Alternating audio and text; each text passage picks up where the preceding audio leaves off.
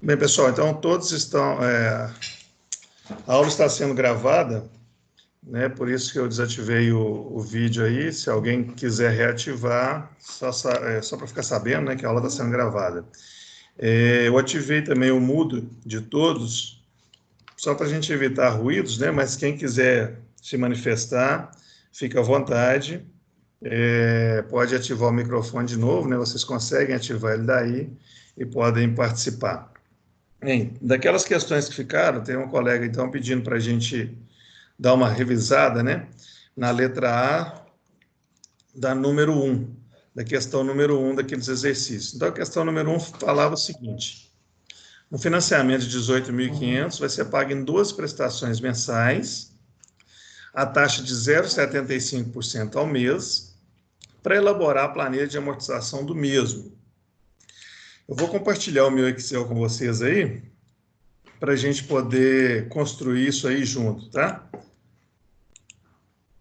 Eu vou só aproveitar aqui uma estrutura pronta aqui. Aliás, está pronto aqui mesmo, né? Realmente eu tinha feito ele. Vamos lá, a Aline, né, e outros colegas que tenham tido dúvidas aí. Deixa eu admitir mais uns colegas que estão chegando. Então, vamos lá. Questão número 1 daqueles exercícios. O financiamento de R$ 18.500 vai ser pago em 12 prestações mensais, a taxa de 0,75% ao mês. E aí foi pedido que elaborasse, né, a planilha de amortização, tanto pelo sistema de amortização constante, quanto pelo sistema de amortização francês. Então, vamos relembrar aqui. O sistema de... Primeiro, o que é a amortização, né, pessoal?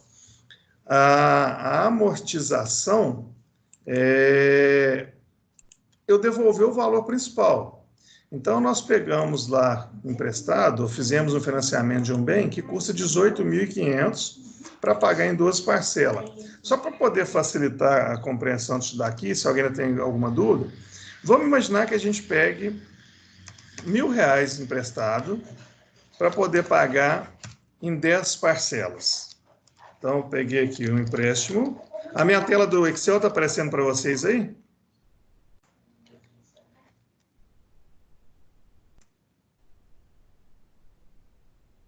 Está aparecendo, pessoal? Minha tela do Excel está aparecendo para vocês aí? Aqui está ok. Tá beleza? Então, beleza. Então, continuando aqui. Vamos imaginar, para a gente poder entender o que é amortização. Nós pegamos um empréstimo de R$ 1.000 para pagar em 10 parcelas. O que é a amortização? Né? Esse conceito precisa ficar bem claro. É a devolução do valor principal. Então, o que vai ser a amortização desse empréstimo aqui, por exemplo? Vai ser de R$ 100 por mês. Observem que na amortização é simplesmente a devolução do valor principal, né? Os juros não incidem. Então, para esse exemplo nosso aí, né, do financiamento de 18.500 em 12 vezes, o valor da amortização é o quê, então? É os 18.500 dividido por 12. É a devolução do valor principal ao meu credor, que no caso aqui dá R$ 1.541,67. E isso é o valor da amortização. O valor da PMT, ou o valor da parcela, nada mais é que a soma da amortização com os juros, de acordo com a taxa que foi acordada. Isso aí está claro para todo mundo, o que é amortização e o que é parcela, que é o mesmo, a parcela é o mesmo que PMT? Alguém tem dúvida nisso aí? Isso aí está bem claro. Tá tranquilo? Vou entender que o silêncio aqui está tranquilo. Bem, sabendo disso, né, e isso estando claro, o sistema de amortização constante, o Aline que perguntou, né, mas obviamente para todos, o que ele considera, e está aqui a planilha, olha só, o valor da amortização mês a mês, ele é o mesmo do princípio ao fim. Né? Então, a amortização, como eu disse, é o valor da devolução do principal. Então, olha só, no sistema de amortização constante, esse valor não muda. Ele é o mesmo do início ao fim. E no final, olha aqui onde eu estou com o mouse, a soma dessa coluna, a soma desse total aqui, dá os 18.500 que eu peguei. Ô, Luiz, cara, eu fiquei na dúvida aqui agora. Eu acho que eu disponibilizei ela lá sim. viu? Mas agora que você perguntou, eu não sei se depois, no final da aula, eu pretendia fazer isso. Eu não me recordo se eu fiz. Mas no intervalo e outro aqui, eu vou acessando o AVA e confirmo isso. Se não tiver, já posto ela lá. Eu posso fazer isso até agora, é rapidinho. Deixa eu dar me dá 2 minutinhos aí, que se não tiver, eu posto agora, vocês já acessam embaixo. Inclusive, ela está com as fórmulas, né? Já aproveita para ver lá o Excel. Aqui é rapidinho, já estou no AVA, tá? Gestão financeira.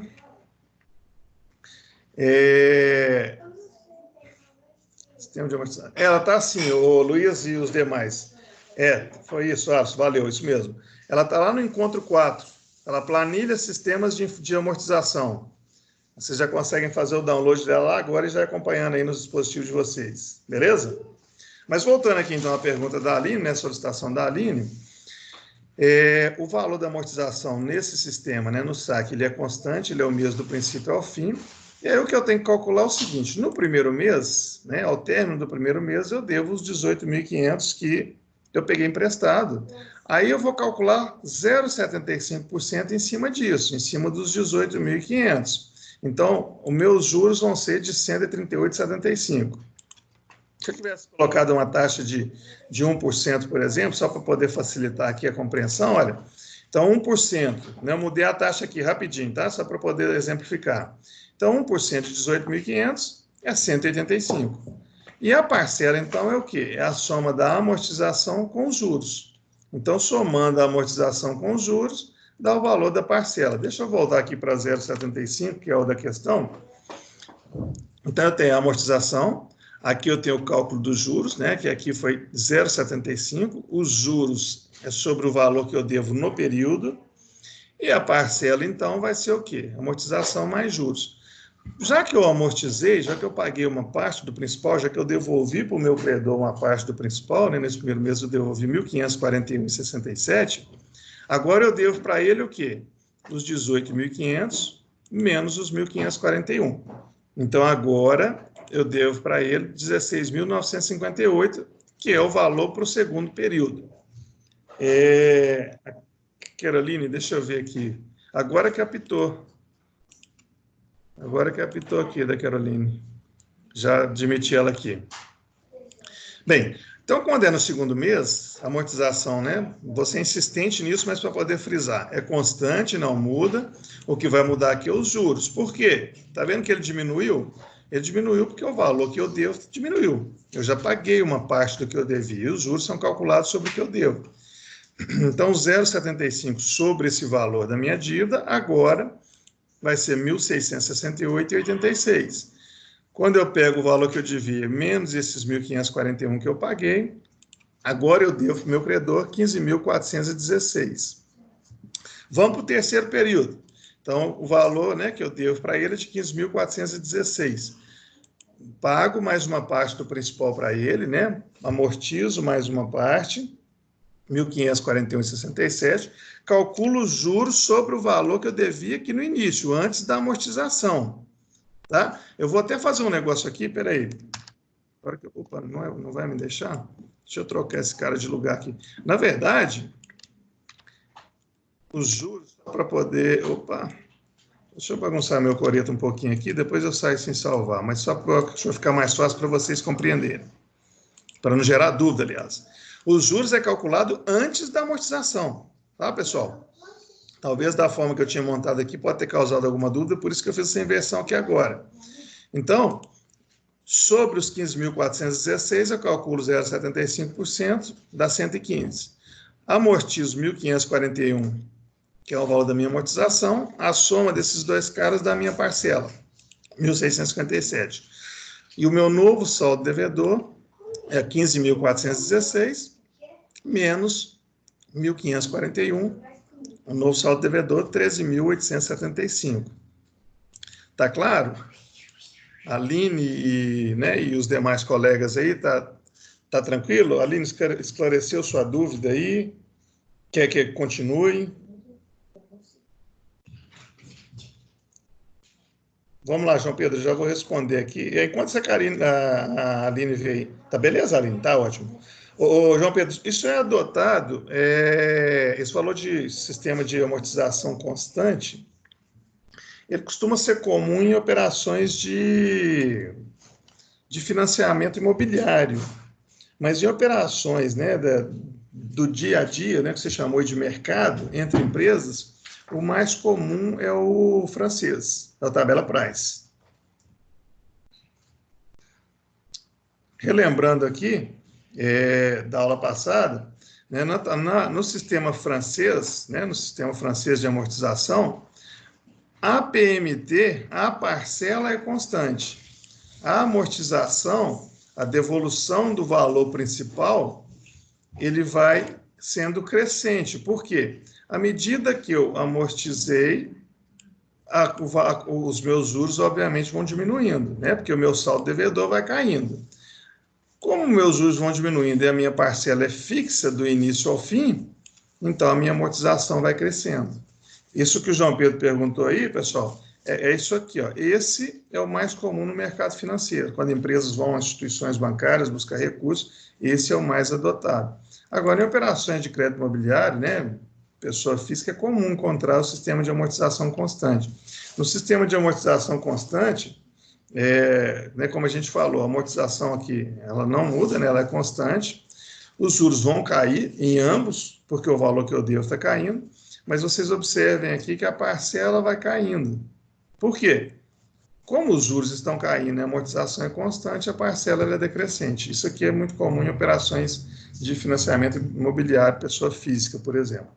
Tá bom? Mais alguma dúvida aí naquela lista de exercícios, naqueles 4 exercícios?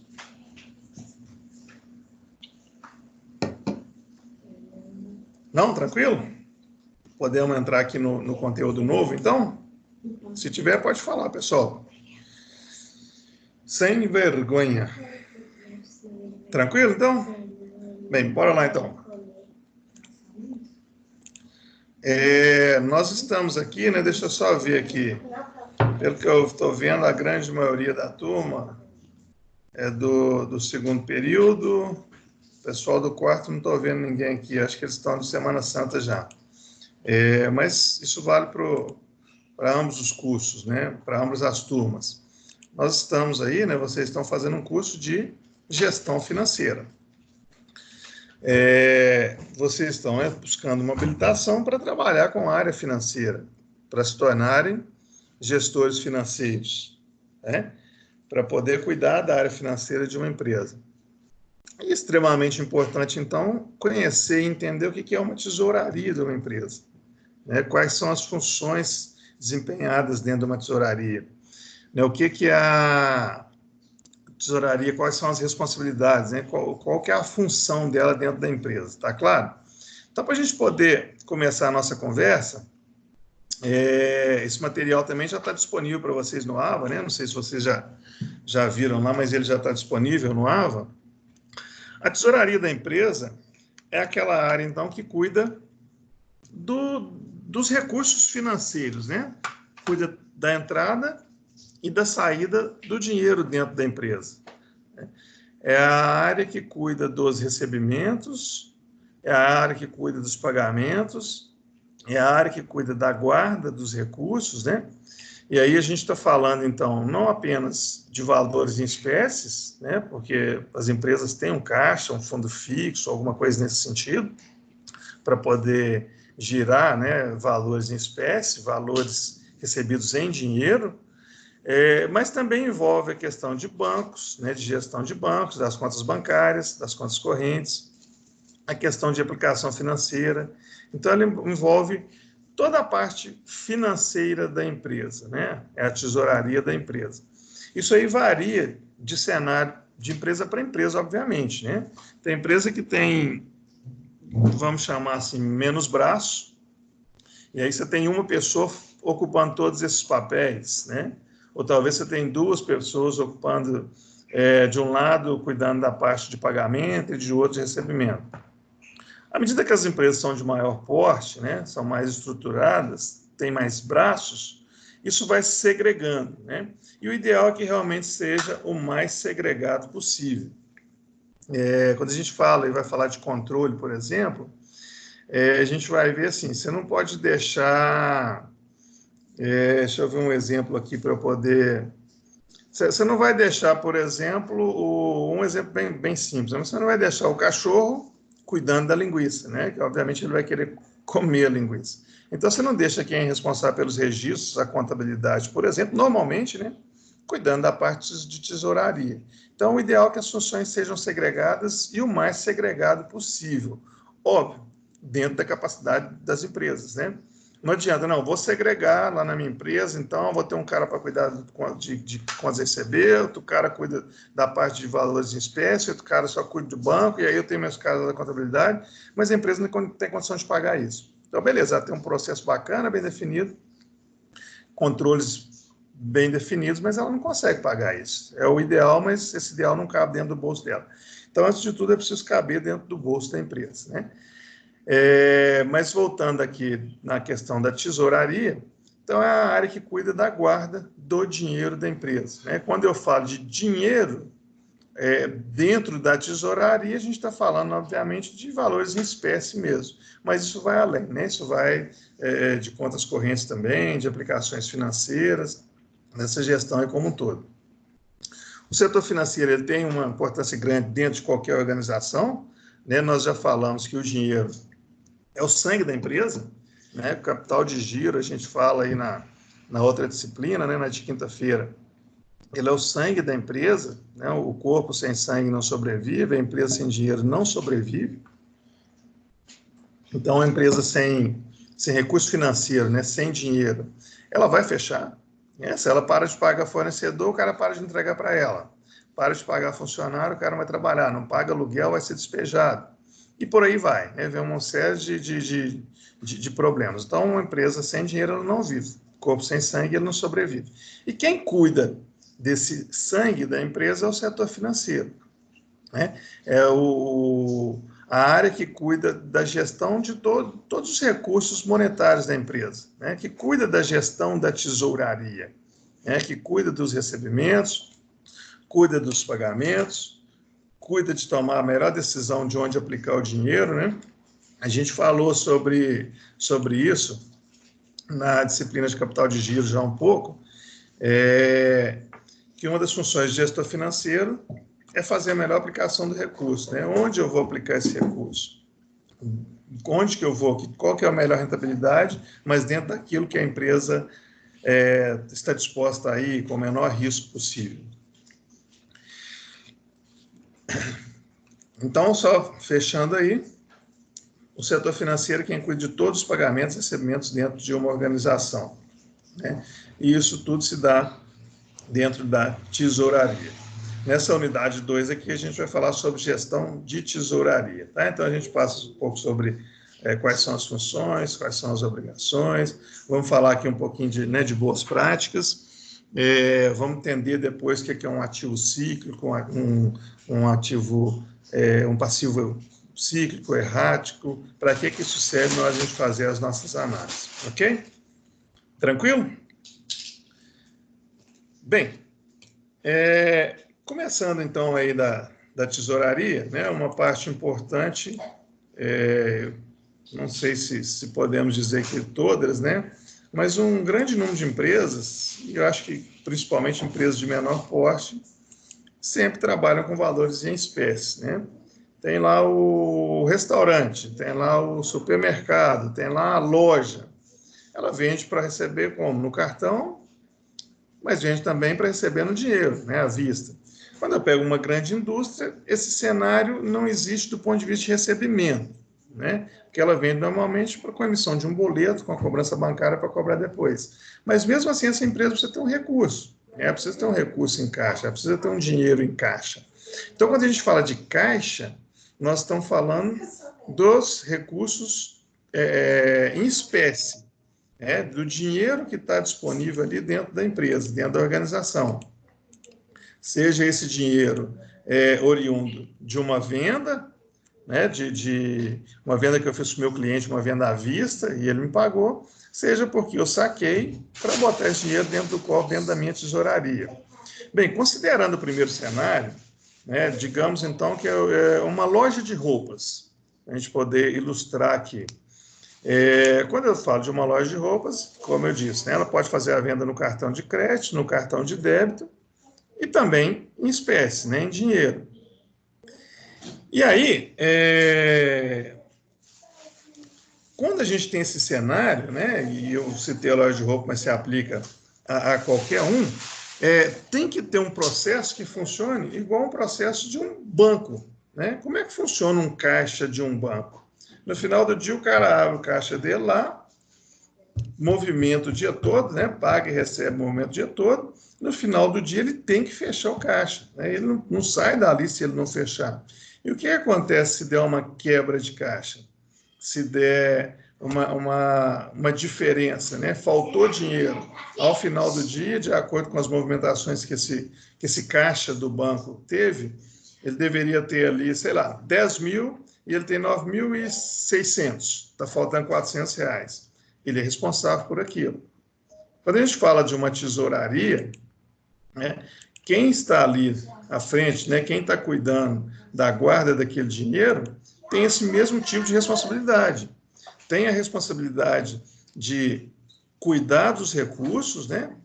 Tem a responsabilidade de conferir os valores que estão chegando diariamente, se tem diferença, por que existe a diferença, mas isso tem que ser feito tudo no mesmo dia, né? Vamos imaginar da loja que nós estamos usando aqui, que eu usei de exemplo aqui, de roupas. Então, vamos imaginar que essa loja ela tenha uma matriz, né? Começou com uma loja só, de repente o negócio cresceu e aí o proprietário resolveu abrir filiais em outros bairros, por exemplo.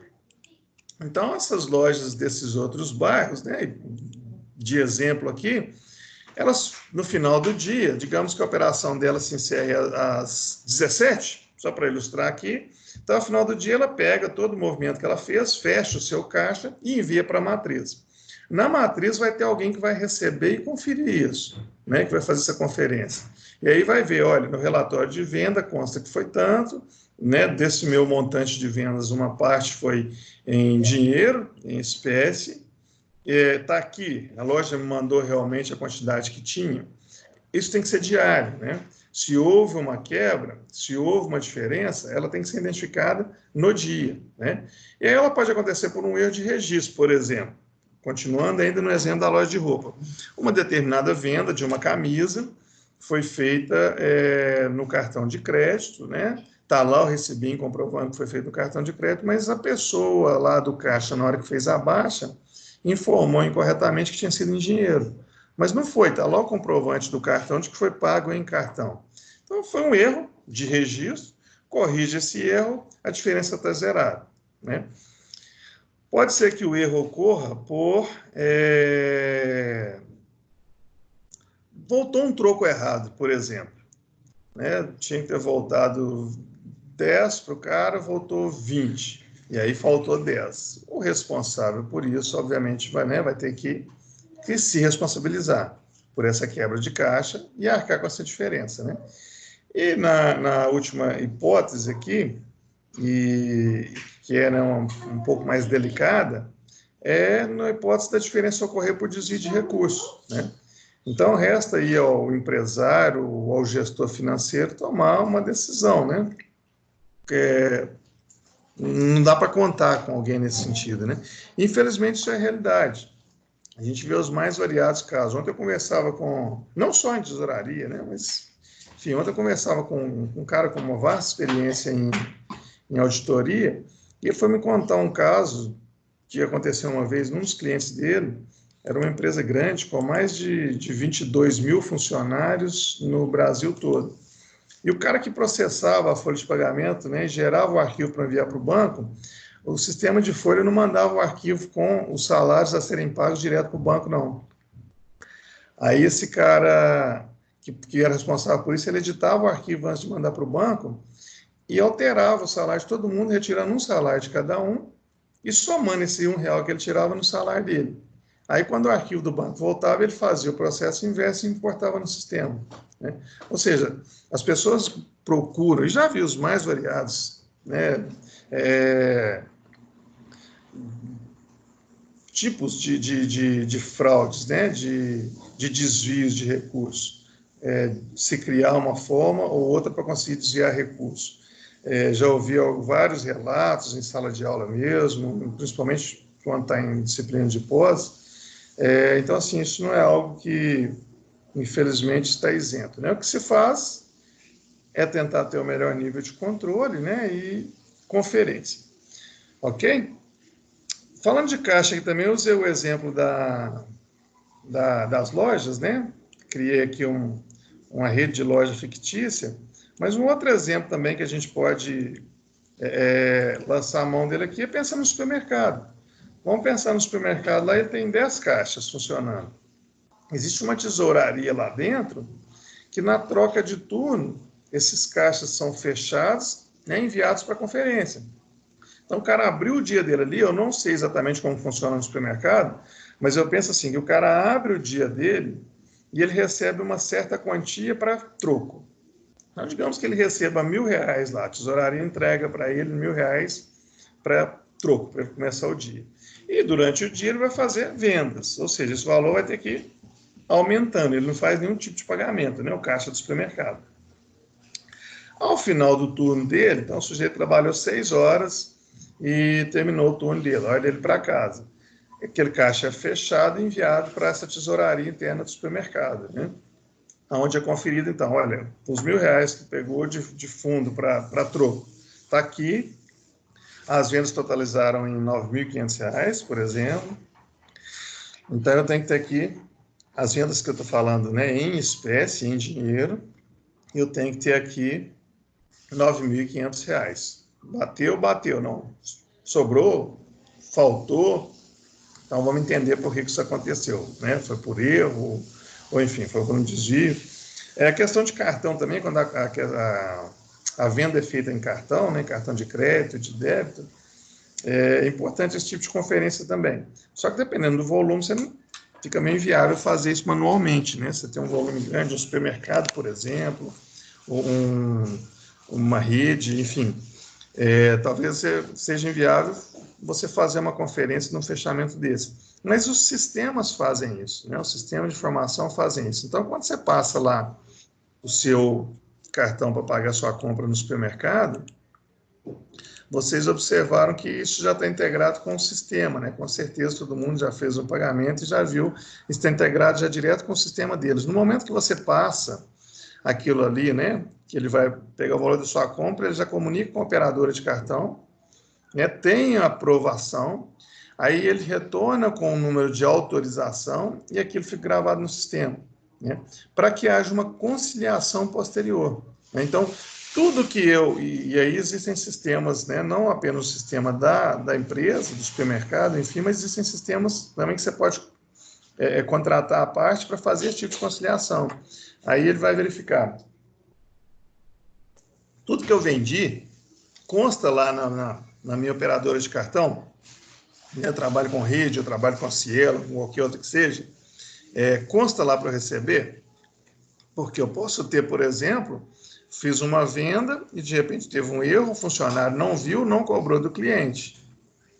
E aí eu não vou perder esse recurso, né? Um outro ponto também que essas conciliações fazem. Eu fiz uma venda, ela consta lá na operadora, e venda no crédito, né, em uma parcela, como é que funciona? Se eu faço a venda hoje, eu recebo de amanhã a 30 dias. Então, a partir de amanhã, conta 30 dias, o dinheiro cai na minha conta.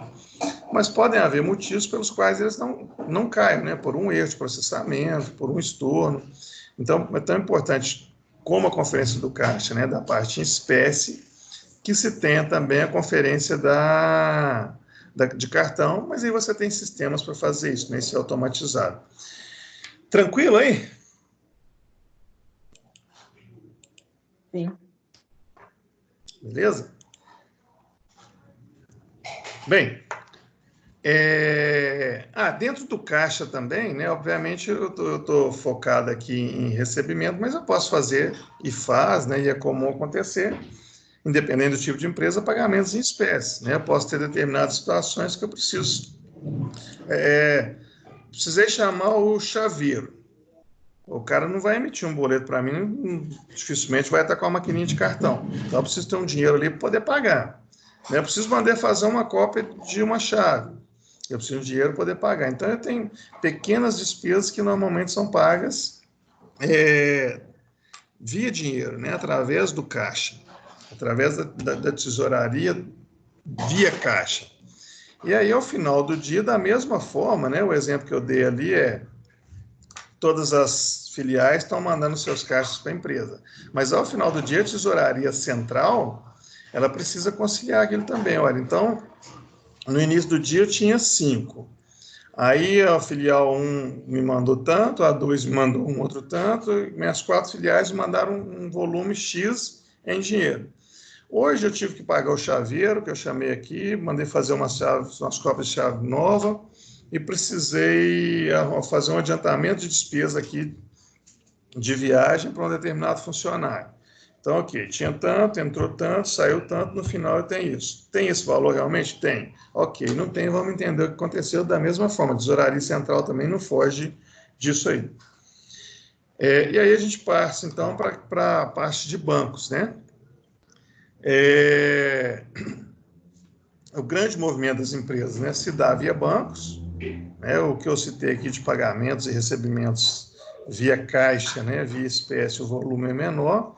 O grande volume se dá via bancos, e eu preciso conciliar isso, né? Então, como é que funciona normalmente? Como é que é o modo operante, né, de um sistema financeiro, de uma tesouraria? Primeiro, a tesouraria, o setor financeiro, ele não contrata nenhum tipo de serviço, ele não faz nenhum tipo de compra, né? Isso é um exemplo de segregação. Então, eu tenho o meu setor de compras, que é quem compra, né? E aí, normalmente, deveria ser, pelo menos, né? Talvez não seja possível, dependendo do porte da empresa, não é o setor que compra o meu setor que recebe. Tem um outro setor para receber, porque aí eu já faço uma segregação. O cara comprou por 100 e comprou 10. Chegaram os 10 aqui, o setor de recebimento chegou pelo valor de 100, ok. E aí eu tenho um terceiro setor, que é o que a gente está falando aqui, que é o setor financeiro, a tesouraria, que é quem vai fazer o pagamento. Então, ele já recebe os documentos, né, já lançado via sistema, não vai fazer nenhum input no sistema, então quem fez esse lançamento foi quem gerou a ordem de compra lá atrás, e aí foi quem recebeu o produto, a mercadoria, a matéria-prima, seja lá o que for, e aí geram contas a pagar, que a gente vai falar já aqui na sequência, geram contas a pagar lá para o meu setor financeiro, e ele vai fazer a programação disso de acordo com os dias, né? Então tem tantos boletos para pagar no dia 8, no dia 9, no dia 10, ele vai fazendo essa programação. Feita essa programação, o que ele faz? Ele fala de um processo manual primeiro, né? Chegou então o dia 8 de abril de 2020, abri minha tesouraria, vou fazer minha programação de pagamentos do dia. Então tá, eu tenho dinheiro no banco A, B e C e tem essas contas para pagar. Então ele vai fazer uma alocação desses pagamentos. Então eu vou pagar em qual conta, em qual banco? Bota esses documentos, né, para poder imputa isso lá no sistema do banco, para poder ser pago, ser compensado, né? Há uns anos atrás, isso era feito como? Cheque, né? Eu lembro quando eu tive meu primeiro emprego, eu via lá os gerentes assinando aquele monte de cheque lá, ficava um bom tempo assinando aquele monte de cheque para pagamento, e era uma empresa de transporte, então tinha muita carta frete para poder pagar, era aquele mundo de cheque que o setor financeiro fazia, os caras assinavam um a um. Isso não existe mais hoje, né? A assinatura se dá toda de maneira eletrônica. Sou eu quem aprovo lá na empresa que eu trabalho os pagamentos, né? ou o diretor executivo, um ou outro, e faço tudo por aqui, né? Pelo meu celular. Então, eu tenho minha área financeira, que imputa isso Ô, João Pedro, já a gente fala disso daí, tá? Eu tenho alguém lá no meu setor financeiro, né, que faz a programação dos pagamentos, que entram com esses pagamentos aí no banco, isso vem para mim, os documentos, né, para poder ver o que é que está sendo pago, e eu faço assinatura eletrônica, então, através do meu celular. Faço essa aprovação através do meu celular. Aí eu dei um exemplo manual. Mas os sistemas, né, os ERPs, os sistemas de gestão das empresas, muitos deles já estão preparados e integrados com o banco. Então, eu faço a programação do que eu tenho aqui No momento que a nota chega no setor financeiro, né, que ela já deu entrada em algum lugar da empresa, então ela já chega no setor financeiro como um documento a pagar e já lançado no sistema, o setor financeiro simplesmente vai fazer a leitura do código de barra e anexar com aquele documento. E na data de vencimento vai gerar um arquivo que já vai ser enviado para o banco, e aí essas contas já aparecem para quem de direito poder assinar e aprovar, né? Feito isso, o banco gera um arquivo de retorno, esse arquivo de retorno volta, é importado para o sistema e faz a conciliação em a baixa, né? O que é a conciliação, o que é a baixa? Deixa eu falar disso aqui, depois eu volto na parte da integração. Fazer a baixa eu tinha uma conta a pagar de 1.000, eu paguei, então não devo ela mais. Eu entro lá e falo, conta paga, no dia 8, no Banco do Brasil, 1.000, através de uma transferência eletrônica, através do boleto. E fazer a conciliação, eu pegar essa baixa que eu fiz, então, olha, eu tinha uma conta aqui, de vencia hoje no valor de 1.000, eu paguei ela no Banco do Brasil, pagando um boleto. E do outro lado, eu tenho um extrato que eu importei do banco, e aí eu vou linkar essas duas caras. Falo, essa conta de 1.000 que eu estou falando que eu paguei aqui, é esse lançamento que tem aqui no extrato de 1.000. Então, a conciliação é isso, é linkando todos os pagamentos com todos os lançamentos que existem nos extratos, né? Nós estamos falando aqui, então, de através de bancos. E aí eu não tenho conciliação nesse nível que eu estou falando, por exemplo, para a Caixa, né? Tem a conciliação que eu tenho de conferência, mas de fazer esse link, eu preciso ter necessariamente um extrato. Então, quando eu tenho um envio de pagamento eletrônico, essa conciliação em baixa também é automático, é eletrônico. Eu ganho muito tempo com isso, né? O meu setor financeiro, o tempo que ele despenderia inserindo as contas no sistema, no outro dia, puxando o extrato, fazendo a baixa de maneira manual, fazendo a conciliação, o próprio sistema faz tudo isso. Ele gera um arquivo, já posta no banco, processa, né? Alguém que tem permissão assina, recebe um arquivo de retorno, esse arquivo já entra para dentro do meu sistema, dá baixa em todos os pagamentos que eu fiz e faz a conciliação, tudo de maneira eletrônica. Ô, João Pedro, eu não entendi, cara, o que você quis dizer? Se for algum tempo no banco ou é todo dia? Não entendi. No banco é todo dia o quê?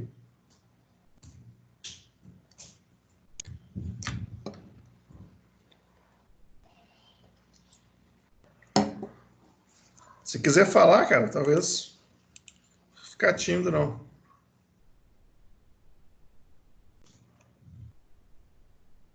Ah, é? Ah, sim. Pois é, eu não sei quando foi, assim, eu já estou né, na área financeira aí 7, indo para 8 anos, né? Como disse para vocês, eu mudei de área, né? Era da área de tecnologia, mudei para a área financeira, e nesses 7, indo para 8 anos, nunca trabalhamos com cheque. A gente sempre trabalhou com pagamentos eletrônicos, né? Algo bem comum, não sabia que ainda era comum o uso do cheque, especialmente por empresas, né? A gente, pessoa física, de repente até usa numa situação ou noutra, mas por empresa não. Eu me lembro, nessa época que eu falei, a grande maioria, se não todos, vão falar assim, eu não tinha nem nascido, né? Mas eu estou falando lá de 1995, 96 e tal. Os cheques eram até matriciais, né? Naquelas impressoras matriciais, e tinha uma bordinha do lado para poder imprimir aquele monte de cheque. Ele vinha normalmente carbonado, então ele tinha a via do cheque, uma via de carbono, ele era assinado fisicamente e essa via de carbono acompanhava o documento depois como comprovante de pagamento. Mas faz alguns anos que eu não vejo o cheque sendo usado, assim, principalmente para empresa, né? Pois é, eu acho que isso aí é o mais comum. Não se tem um volume muito grande, né? Ontem mesmo eu recebi uma ligação lá no trabalho da responsável pelo nosso atendimento ao cliente por telefone, né? A coordenadora da área lá, e ela estava... A gente faz serviço de atendimento em domicílio e tem uma taxa por isso. O plano de saúde cobre quando o sujeito tem, né, os exames, mas tem uma taxa de deslocamento. E aí O funcionário chegou na casa do cliente, o cliente queria pagar com cheque, não sei se estava sem cartão, enfim. E aí ela ligou, olha, podemos fazer? Eu falei, pode, sem problema, um valor bem irrisório. Mas a gente, assim, não é que fechamos, não trabalhamos, não, mas não aparece. Normalmente é cartão mesmo. O volume que se tem é em cartão. Cheque não é comum. O Luiz falou aí que recebe em média 5 por mês, né? O João Pedro deve receber uns 20 por mês, tanto como pagamento de título, como para pagamento para terceiros. Por dia, por mês não, né? É um volume legal. Mas talvez por ser o banco também, né? Você trabalha no banco, João Pedro? É isso? Não. Então, aí nós estamos falando também de várias empresas. Então, por exemplo, uma empresa mandou, em área imobiliária, uma empresa mandou um cheque, outra mandou outro cheque. Então, quando chega, junta tudo. Na área imobiliária também usa muito? Não tenho essa informação, não.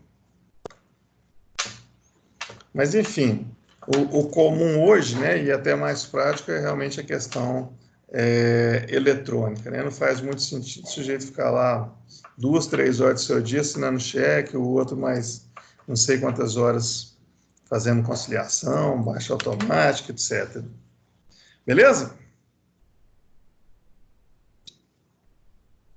Bem, uma outra área, né, que a gente tem, ou uma outra atribuição, como eu disse, isso aqui varia muito de empresa para empresa, né, do porte da empresa. Então, se eu posso ter uma segregação dentro da empresa, por exemplo, onde alguém, um funcionário cuida, ou um grupo de funcionários cuida especificamente da tesouraria no que diz respeito a caixas, a valores em espécie, aí outro cuida da tesouraria no que diz respeito à gestão dos bancos, extratos, pagamentos bancários, né? Aí eu tenho uma área que cuida do contas a pagar, outra área que cuida do contas a receber, isso aí varia muito da empresa, né? Tem empresa que, de repente, é a mesma pessoa que faz os dois. Eu tive 2 alunos no curso de Ciências Contábeis, os 2 trabalham na mesma empresa, e na empresa deles lá, são só os 2 em cada área, um faz o contas a pagar e o outro faz o contas a receber. Então, assim, normalmente isso é segregado, vai depender muito do porte da empresa, né? Então, contas a pagar é responsável pelo pagamento de todas as despesas da empresa, da organização, né? Aí vai compra de mercadoria, contratação de serviço, recolhimento de impostos, né? Ele que faz a inclusão desses títulos no banco para ser pago, ele que faz o pagamento, ele que faz a baixa, ele que faz a conciliação. Mas não é o ideal, né? Não vou falar, não pode ser, porque isso eu vou colar na minha empresa é assim, e não tem como ser diferente, tem que ser assim. Mas não é ideal que a área de contas a pagar dê entrada em títulos a pagar, né? Como eu disse, quem faz isso aí é quem contratou, né? Então, eu tenho meu setor de compras, por exemplo, e ele vai comprar um computador para a empresa. Então, ele comprou esse computador e ele gerou uma ordem de compra. Custou R$3.000 o computador. Ok. Esse computador não vai ser recebido por ele, para começar. Então, vai ser recebido lá pela minha área de recebimento de mercadorias. Quando chegou lá, essa área de recebimento de mercadorias vai dar entrada na nota fiscal, informando que chegou, mas ele não consegue fazer isso se o valor estiver diferente da ordem de compra, do que o comprador negociou. Porque senão a gente tem, por exemplo, aí uma possibilidade de fraude, que é o comprador compra por 10, mas o cara que recebe lá os produtos já tem um negócio fechado com a empresa lá, uma empresa sempre compra dela, a empresa vai faturar 120, vai faturar 12, e aí a nota chega e ele aceita. Então, para começar, esse cara que dá entrada na nota fiscal, que recebe mercadoria, ele só consegue dar entrada na nota fiscal se ela bater com a ordem de compra, primeiro ponto de controle. Quando esse cara dá entrada na nota fiscal, né, eu falei de computador, mas podemos usar também, por exemplo, matéria-prima, um produto para revenda, né? Quando esse cara dá entrada nessa nota fiscal, deixa eu mudar um pouquinho meu exemplo aqui. Comprou um produto para revenda, ok? Então, quando esse cara dá entrada no estoque, o que acontece? Na nota, aliás, o que acontece? Automaticamente ele já alimenta o estoque, então comprei 1.000 canetas para revenda. Dei entrada na nota e ele já alimenta meu estoque. Tem 1.000 canetas a R$1 cada. e automaticamente ele gera um lançamento lá para contas a pagar, né, para a área financeira, para a área de contas a pagar. Então, no dia 8 de maio, eu comprei hoje, com 30 dias, no dia 8 de maio tem esse título a pagar. O que o contas a pagar faz, então, é organizar isso na data de pagamento, na data de vencimento, melhor. Na data de vencimento, ele vai disponibilizar, né, isso no banco, vai efetuar esse pagamento, né, ou vai incluir o título para que seja assinado eletronicamente por quem de direito, né, por quem for procurador da empresa, quem tiver privilégio para isso, digamos assim. O contas a pagar, então, coloca esse pagamento no banco, ele é assinado, ele faz a baixa desse pagamento, ele faz a conciliação. Mas esse cara não deve, tá, dentro da possibilidade de cada empresa, ser ele que dá entrada em contas a pagar, né? Porque abre um leque, abre um precedente para que se plante documentos dentro da organização, né? Então, o cara começa a criar notas falsas e dar entrada nela para gerar um pagamento para ser assinado depois. Então, o ideal é que seja segregado. Então, o ideal é que o contas a pagar cuide da programação de pagamentos, né, da inclusão desses pagamentos no banco, da garantia de que esses pagamentos sejam realizados, da baixa depois no sistema, da conciliação, mas ele não dá entrada em títulos a pagar dentro do sistema. Então, quem dá entrada em compra de mercadoria é o setor que recebe a mercadoria, seja no meu almoxarifado, seja onde for.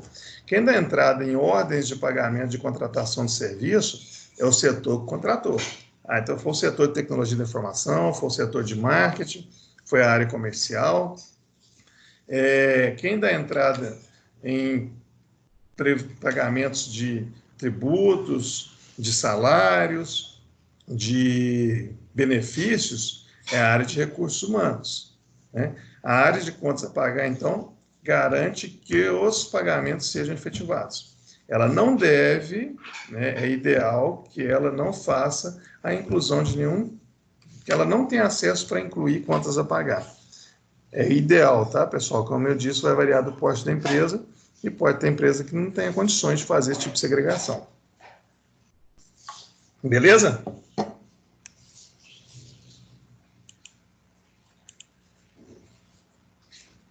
Vamos tocar aqui, então.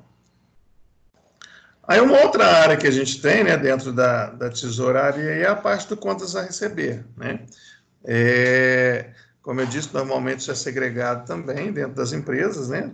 São áreas separadas, o contas a pagar, o contas a receber, mas pode ter casos que não seja. Entendendo eles como sendo separado aqui, o contas a receber, então, é quem vai gerenciar o que a empresa tem de venda a prazo, né?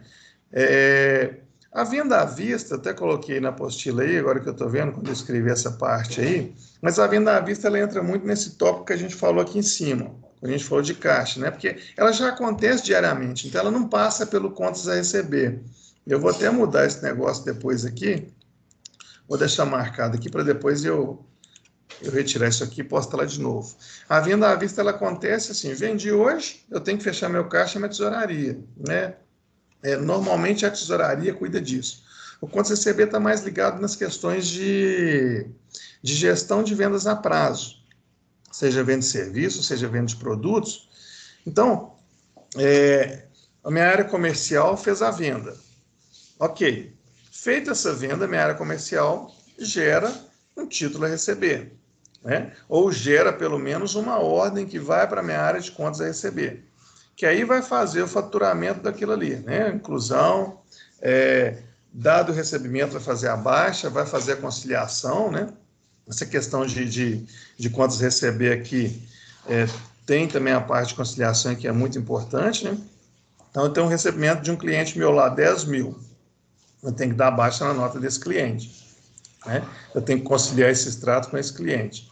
Então, é a área que faz o faturamento, né? Eu trabalho na área de saúde, e os grandes compradores da área de saúde, obviamente, são os convênios, né? Que domina a maioria das compras, né? Você não é um negócio igual uma loja aí que você vai lá e compra, você compra o seu produto. Quando você procura um laboratório, quando você procura uma clínica, normalmente você vai, obviamente, né, tendo plano de saúde, você vai através do seu plano de saúde, que é o comum.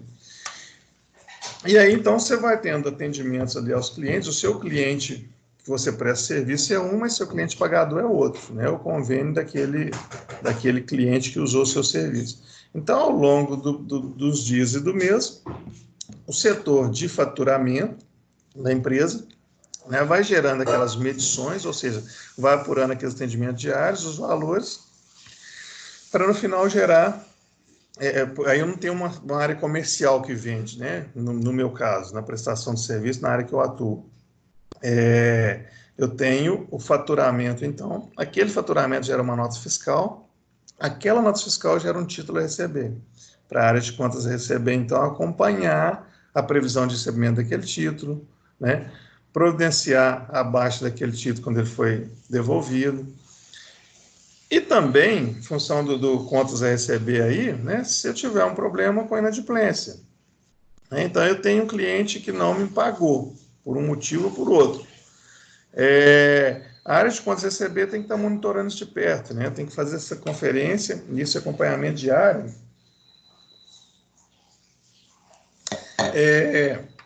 Venceu, né? O título venceu, o cliente não pagou. Então, o primeiro passo, vamos ligar para o cara lá. Pô, estou com o título seu aqui, que não foi quitado, queria ver qualquer previsão. Né? Passasse mais alguns dias, os valores permanecem abertos. Então, mandar um e-mail cobrando os valores atrasados. Né? Passa-se mais alguns dias, protesto em cartório. Né? A partir do momento que você protesta a empresa, né? Como se você tivesse, no caso, fazendo uma analogia com a pessoa física, como se você tivesse incluído o nome da empresa ali num serviço de proteção ao crédito, no SPC, essa empresa ela não consegue comprar a prazo mais, não consegue fazer operação bancária. E, por fim, né, depois que utilizar de todos esses expedientes aí não tendo sucesso, aí vai para a ação de cobrança judicial. E aí, quando você parte... Oi? Não, você tocou no assunto do protesto. Eu fiquei sabendo há pouco tempo que tem diferença de restrição e protesto o nome da pessoa, não é isso mesmo? Pois é, aqui eu estou com foco, Gabriel, em empresa, né? Sim. Quando eu faço protesto, eu posso fazer o protesto e eu também posso incluir a empresa no órgão de proteção de crédito. Mas quando eu faço um protesto, esse cara já não consegue crédito. Então, semana passada, aconteceu uma situação comigo lá na empresa, né, que a menina da telefonia me ligou que estava com a pessoa na linha, que estava bastante nervoso, bastante alterado e queria falar com alguém da diretoria, enfim, queria conversar com alguém. E aí, se podia passar a ligação para mim, eu atendi. E o sujeito estava desesperado, literalmente desesperado, porque tinha vencido um título deles, da empresa que ele trabalha, no valor de 400 e poucos reais, ele tinha sido protestado. Só que esses protestos são automáticos. Né? Quando eu emito a cobrança, ela já vai com uma instrução de protesto do banco. Então, protestar 10 dias após o vencimento. E aí passaram-se os 10 dias, e aí depois eu fui me inteirar melhor da situação, né? A minha área de contas receber ligou após o vencimento, ligou um dia antes do protesto, falou, olha, se não for quitado até amanhã, vai ser protestado, e mesmo assim essa pessoa não deu muita importância. E aí ela estava desesperada, por quê? Porque ela estava comprando um grande volume de testes eu não lembro agora se era teste que está tanto Covid, eu não sei se era teste para o Covid ou se era vacina da gripe do H1N1, mas ela estava fazendo uma compra para os funcionários e a compra foi barrada porque tinha esse protesto no nome dela. Né? Então, se a empresa tem um título protestado, ela corre o risco de não conseguir fazer compra à vista, a prazo, né? Os seus fornecedores não fazerem a venda. Ela está no meio de uma operação bancária, está negociando um empréstimo com um banco, né, com uma instituição financeira qualquer, e aí vai parar, ela não vai conseguir. O protesto é um mecanismo importante, né?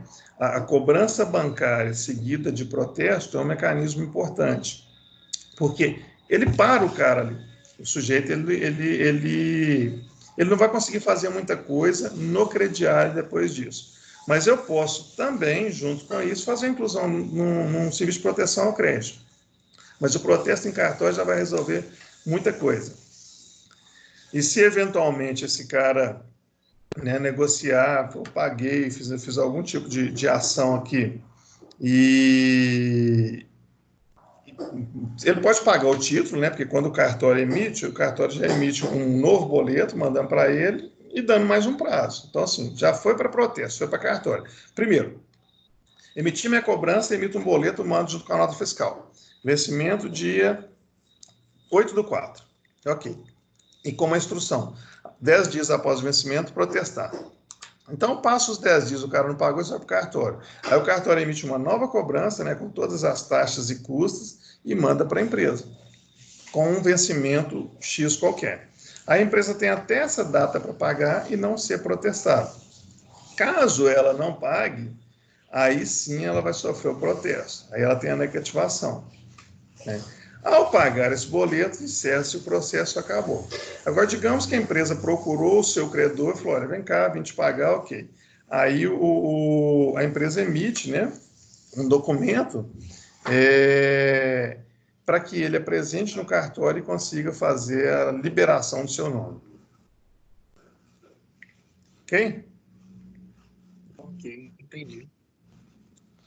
Cristiana, protesto pode ser feito por operador de saúde? Pode, Cristiana. A dificuldade que a gente tem, nós que somos da área de saúde, é porque, via de regra, a grande maioria desses compradores, desses convênios, dessas operadoras, eles não aceitam cobrança bancária. Eles já, no ato da contratação, eles já deixam bem claro, né, em contrato, que o pagamento vai ser feito através de transferência bancária. Então, assim, fica um pouco mais complicado, né? Principalmente dependendo do tamanho dela, do porte dela. Ela não vai aceitar. Pequenos, aí você fecha o contrato e coloca que vai ser via, esse é o melhor cenário, né? Que vai ser via cobrança bancária. E aí, na cobrança bancária, você já embute isso. Após 10 dias, após 5, o prazo que quiser dar, não pagou, protesto. Mas a dificuldade que a gente tem, nós somos da área de saúde, é que é uma prática comum deles, não aceitam cobrança bancária, né? Aí fica um pouquinho mais difícil, né? Uma sugestão, se você, dependendo do problema que você tiver, né, se você tiver com algum problema, dependendo do tamanho desse problema, e obviamente, né, você consultando da diretoria, se estão de acordo, da área comercial, porque isso pode causar um certo desconforto na relação, é o seguinte, eu tenho um título que venceu lá em janeiro, de um cliente meu qualquer, de uma operadora qualquer, e esse cara não me pagou. Eu tenho a nota fiscal, eu tenho de acordo dele para tirar a nota, né, que funciona assim, o cara fala que pode, né, emitir a nota, e aí eu emito, então, um boleto, dando mais uns 10 dias para ele, já com instrução de protesto. Aí tira-se esse boleto, venceu lá em janeiro, tira ele para vencer dia 20, e com instrução de protesto. Dou mais um prazo para esse cara pagar, se ele não pagar, ele vai ser protestado. Mas antes, troca uma ideia, se você tiver algum problema nesse sentido, troca uma ideia com a sua área comercial, com a diretoria, porque isso pode causar, como eu disse, desconforto na relação aí. Então tem que ter um pouco de cautela com isso. Infelizmente, dependendo do porte das operadoras, né, a gente que é da área de saúde sabe quem é que manda. A gente nem põe preço no nosso serviço, né? Quem dita o nosso preço são eles, é um pouco mais complicado. Uma outra medida, beleza, Cristiano? Ok.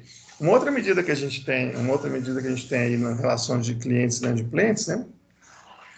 É a ação de cobrança. Só que é um processo assim, você tem êxito, né? Mas é um processo um pouco mais demorado. Mas depois que eu esgotei ali, então, né, eu liguei, enviei e-mail, digamos que eu pulei essa etapa, não protestei porque eu não posso. Mas esse cara não me paga, já suspendi, né? Lá na empresa que eu trabalho existe uma regra bem clara, bem definida para a área comercial, não se permite vencer 2 cobranças, né, 2 notas fiscais e continuar prestando serviço. Então, venceu uma dia 8 de março, por exemplo. Venceu a segunda dia 8 de abril, no dia 9 de abril é suspenso a prestação de serviço àquele cliente. Então, essa é uma regra que já existe. Mas digamos que eu tenho, então, um determinado cliente que me deve, já esgotei todos os recursos, já não presto serviço para ele mais e ele não me paga. Aí parte para uma ação de cobrança, né? Na verdade, para mim poder fazer a cobrança, é fundamental que eu tenha um documento. E qual que é o documento que vai calçar uma cobrança? A nota fiscal.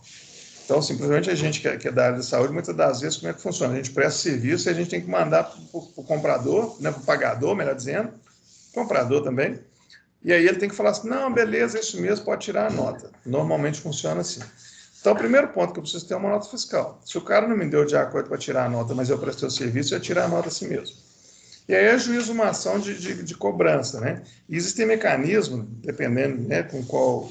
Aí eu estou falando de uma ação que precisa de advogado, mas existem mecanismos para poder ir atrás disso e verificar, né? A empresa possui posse, houve esvaziamento de patrimônio, né? Porque de repente a empresa, e eu já vi isso acontecendo, em plano de saúde, inclusive, começa a ficar numa situação, plano de saúde que são de família, né? Às vezes, começa a ficar numa situação difícil, aí o dono começa a esvaziar o patrimônio, que ele está de ideia da decretar falência da empresa. Então, ele pega tudo que ele tem de patrimônio da pessoa física e começa a esvaziar, começa a passar isso para o nome de terceiros.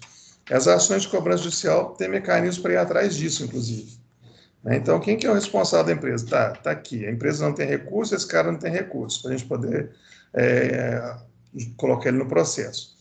Aí vamos investigar. Esse cara esvaziou o patrimônio dele, ele começou a fazer a transferência do patrimônio para outros, porque isso é até uma fraude também, né? Na ação de cobrança, muitas das vezes, o Luiz já te responde aí já. Na ação de cobrança, muitas das vezes, você consegue ter um êxito do ponto de vista de acordo, né? Então, dá início à ação, né? Notificado lá quem você está executando, e aí muitas das vezes sai um acordo, sem aquilo ter que necessariamente prosseguir até a final.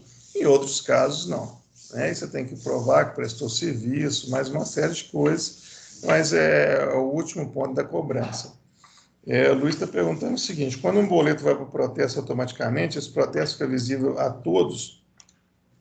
Luiz, não sei exatamente como é que funciona, assim, do ponto de vista lá do cartório, mas eu sei que quando esse cara tentar comprar a prazo, ele vai constar uma negativação, não sei nem se essa palavra existe, mas só para poder dizer, no registro dele. Então, se esse cara está fazendo uma operação bancária, eles vão ter acesso que ele está com o título protestado, negociado. Não sei até que ponto que isso vai, se mostra valores, quem é o credor, coisa desse tipo. Mas quando a empresa está protestada, ela tem uma negativação. Então, da mesma forma, uma pessoa física está com o nome negativado no SPC, tenta fazer uma compra a prazo, dá um retorno que a compra foi negada. Mais ou menos alguma coisa nesse sentido. Quem ia falar aí?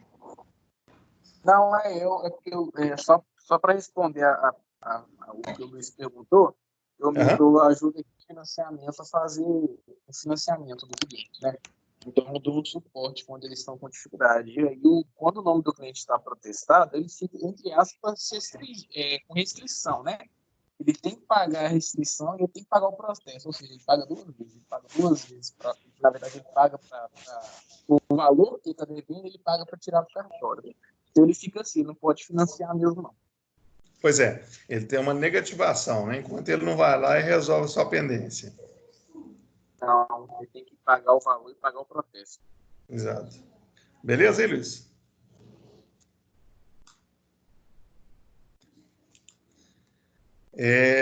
Vamos lá, vamos continuar aqui então. Quando eu falava, me surgiu alguma coisa que eu queria citar para vocês de exemplo, mas agora fugiu de novo aqui. Mas, então, continuando, né, gestão do contas receber de extrema importância dentro da organização, né, pessoal? Porque também o título caduca, né? Ou seja, ele eu perco o direito de cobrança depois que transpassados 5 anos. Então, se eu não fizer a gestão dessa cobrança, à medida que o tempo vai passando, eu chego numa hora que acabou, eu não consigo nem cobrar aquilo mais, né? E de mais a mais, pior do que não vender é vender e não receber. Porque não vender é ruim, né? Não vender seus serviços, seus produtos é ruim, óbvio. Agora, se eu vendi e não recebo, ou se eu prestei meu serviço e não recebo, eu tive um custo, né? E aí, feito a venda, feita a prestação do serviço, é obrigação da área de contas receber, é uma obrigação muito importante botar esse dinheiro para dentro do caixa da empresa, né? Garantir o recebimento desse recurso. É um recurso importante para o capital de giro da empresa, né? A gente está falando lá, aí eu estou me dirigindo agora ao pessoal do segundo período que a gente está estudando capital de giro, o pessoal do quarto já viu, né? Já estudou capital de giro. Nós estamos falando, quando a gente estuda lá, vocês lembram, né, tem o prazo médio de recebimento, o prazo de pagamento, dentre outros. E esses dois caras são muito importantes para o capital de giro da empresa, né?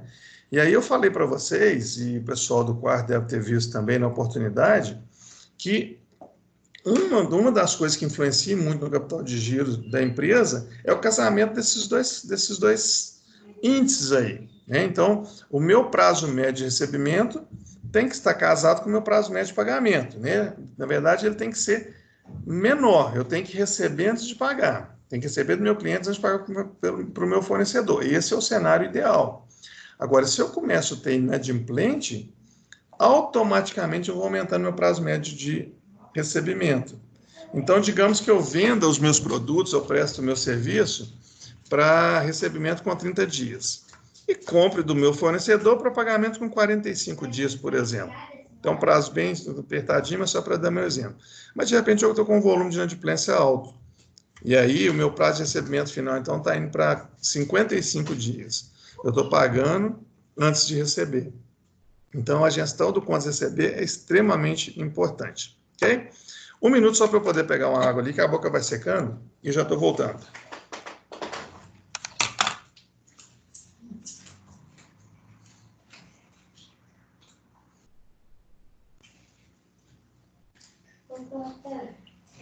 Você não faz trabalho? Você vai acabar com a bateria, não acabou não. Deixa eu aqui. 48. Quem fez para carregar? A mamãe. Ok. Isso é muito bonitinho. Eu não quero ser mais da mamãe. Isso é muito bonitinho. Pode. Mamãe, eu não vou ser mais você, tá bom? Você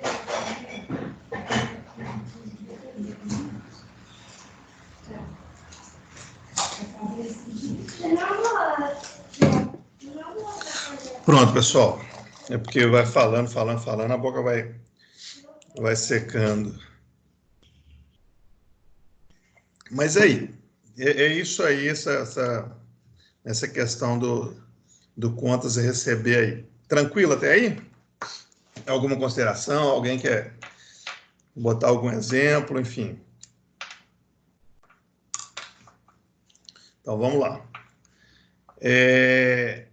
A área de contas receber, né, ela tem que ter controles, né, ter determinados dispositivos de controles. Então, ela tem que ter já definições, né, e medidas que prevêem contas receber em atraso, né, e quais são as ações que vão ser tomadas. Ela tem que garantir que os recebimentos caiam na conta da empresa. Eu até lembrei que eu queria citar, quando eu falava ali em cima. Então, de repente, se eu recebo em cheque, por exemplo, que esse cheque seja depositado na conta da empresa. Se eu recebi, né, em espécie, que esse recurso seja depositado na conta da empresa. É uma função do contas receber. E aí o que eu lembrava é o seguinte, quando eu comecei a trabalhar com informática, né, com tecnologia, e isso estou falando de novembro de 2000, estava no meu 2º ano de faculdade, eu fui trabalhar numa empresa, né, na Unimed, no interior. As Unimedes, cada uma é uma, elas são independentes, né, não é uma empresa única no Brasil inteiro com filial, não, cada uma é uma. Era uma Unimed pequenininha lá no interior, e eu fui contratado para poder implantar um novo sistema de gestão. E lá nessa Unimed não tinha esse tipo de problema que eu vou contar aqui, não, mas eu vinha muito para cá, né, para Belo Horizonte, morava lá no interior, eu vinha muito para cá para fazer cursos do novo sistema. Então, eu tinha contato com muita gente do estado inteiro, que também vinham para fazer esses cursos. E aí uma coisa que eu ouvia, né, eles contando, o pessoal de outras cidades, de outras Unimedes, que com a implantação desse sistema novo que havia sido desenvolvido, algumas Unimedes identificaram fraudes que elas passavam, do tipo que era o seguinte: o gestor, né, da Unimed, ou o cara da área do contas receber, por exemplo, da área financeira, ele emitia a nota fiscal e mandava para o cliente, para o contratante. Aquele cliente pagava em cheque, né? Como eu disse, era comum antigamente, né? O João Pedro falou que até hoje, mas era mais comum. Quando aquele cheque chegava na mão desse sujeito, que cuidava disso daí, o sujeito entrava no sistema e excluía aquela nota fiscal. O sistema permitia isso, o sistema anterior que as Unimedes do interior usava, ele permitia, ele excluía aquilo e se apossava do cheque, né? Não existia um controle que garantia que o recebimento fosse depositado na conta da empresa. Aí esse novo sistema que veio, né, que foi desenvolvido, do qual eu fui contratado para poder implantar lá, foi a minha entrada na área de saúde, nunca mais saí, que a situação é um vício, depois que você entra você não sai mais, conheço só uma pessoa até hoje que conseguiu. Esse novo sistema já tinha esse tipo de controle. Então, uma vez gerada a nota fiscal, não tinha como ela ser, e gerada uma cobrança, não tinha como ela ser excluída mais, né? Então, uma vez gerado o pagamento, né, e aí a gente foi evoluindo em várias outras frentes, né? O volume de pagamentos em cheques caindo. Então, a partir do momento que eu tenho uma cobrança bancária ou uma transferência bancária, o dinheiro cai em conta corrente, aparece no extrato da empresa, precisa ser conciliado, e os recursos, os controles vêm melhorando. Mas a função, então, né, dentro da área financeira, um dos controles que tem que possuir é garantir que os recebimentos caiam na conta da empresa, né? Que existam controles adequados sobre as vendas à vista, né? E aí remete ao que eu falei lá no início também, da área de tesouraria. Então, tudo que eu vendi está aqui, bateu, não bateu, qual era o motivo da diferença, foi erro, não foi, está faltando dinheiro, está sobrando, foi um erro de registro. E garantir que os recebimentos sejam contabilizados na época devida, né? Porque vamos imaginar o seguinte, hipoteticamente falando, né, pessoal? Mas digamos que eu sou lá, então, o gestor de uma empresa, ok? E essa empresa movimenta um grande volume de recurso em dinheiro. E aí, de recebimento de cliente. Então, eu recebo esse dinheiro e eu me aposto temporariamente dele, por exemplo.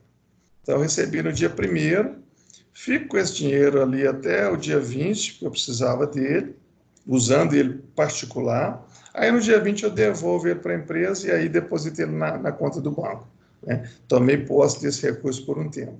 Isso não pode acontecer, ele tem que ser contabilizado. Lá no interior também, há muitos anos atrás, eu soube de uma história lá, foi até meu professor, para falar a verdade, depois. E esse cara era gerente de um banco e presidia um clube de futebol lá, né, e ele não fazia nem para eles. Quando as pessoas faziam depósito nas suas contas, né, de recursos, primeiro ele direcionava aquele depósito por 2 ou 3 dias para a conta do clube de futebol, então, que ia cair numa aplicação e gerar um rendimento, para depois cair propriamente na conta da pessoa. Acabou que foi descoberto, enfim, foi desvendado. Mas então a função tem que ter controle também dentro da área do contas receber para garantir que os recebimentos sejam registrados, vou até mudar essa palavra aqui, registrados. Peraí, meu teclado está... Deixa eu voltar ele aqui. Sejam registrados na época em que eles ocorreram, né? Para evitar, então, que se tome posse temporária, nem definitiva e nem temporária. Tranquilo?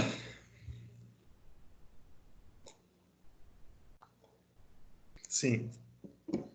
Bem, fonte de recurso, então, né, dando sequência aí nos conceitos básicos aí de tesouraria, de gestão de tesouraria, que são conceitos que a gente precisa ter aí. Fonte de recurso, então, é de onde a empresa busca, né, recursos para a sua operação, para as suas atividades. Quando a gente está falando de recursos, a gente está falando de capital de giro, não é isso? E aí, quais são as fontes de recurso? Uma delas, né, o dinheiro dos sócios, através do capital social, né? Então, quando o cara abre a empresa, ele aporta um capital ali. É comum depois também que se façam novos aportes de capital dentro da organização, aumentando o capital. Uma outra fonte de recurso o sócio fazer um empréstimo à empresa, né, é fundamental e é comum em pequenas empresas, né? Quem trabalha em pequenas empresas talvez vê isso. O sócio mistura suas coisas particulares com a da empresa. Então, ele pega uma conta da sua casa, paga na conta corrente da empresa, às vezes faz o contrário, ele pega uma conta da empresa e paga na sua conta corrente de pessoa física, e isso não pode, né? Isso é um dos princípios da contabilidade que a gente vai falar mais à frente, que a gente for falar sobre uma noção de contabilidade. Então, é preciso haver essa separação. Mas pode ser que a empresa está, num dado momento, precisando de um recurso do qual o sócio tem esse recurso disponível. Então, não existe nada que impeça que o sócio empreste esse recurso à sua empresa, né? Quando esse tipo de operação acontece, o nome dela é mútuo.